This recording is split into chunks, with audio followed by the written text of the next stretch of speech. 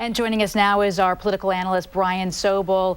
You know, the convention started out rocky as the Stop Trump movement tried to take a stand against Trump, but they were quickly shot down. Talk about that. Well, what happened was that there was this movement on the floor, but quickly Trump's whips, the people who control the votes and everything else, eventually got to work really quickly and quelled the problem. And so I think now that that has been quelled, as I say, they can move on with the convention. And that happened very early this afternoon.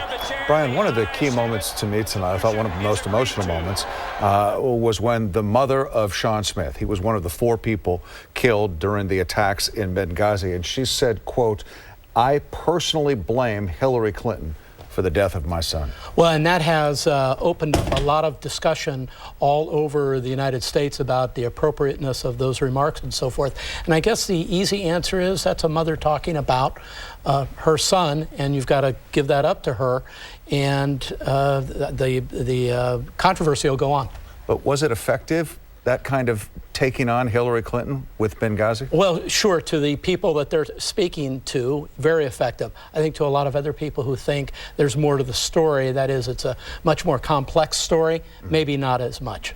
One of the biggest moments tonight was when Donald Trump's wife, Melania, took the stage. What do you think the reaction was? How did she do? Did she help her husband tonight? I thought so. I thought it was a well-crafted speech. I thought she delivered it very well.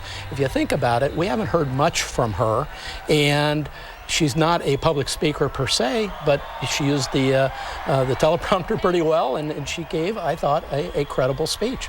I thought Rudy Giuliani was about as passionate as I've ever seen him.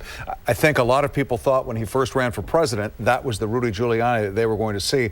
Tonight, we saw a very animated Rudy Giuliani. Was he effective? I think he was effective. I think he was one of the best speakers of the night. He was fired up, and he really got people out of their seats. And I thought that worked really well at the convention for Giuliani and also for Republicans. The theme of the day one, if you will, is make America safe again. Did the campaign do what it needed to do today? I think they brought a lot of people who talked about safety and military strength and all those things that dovetailed with the theme.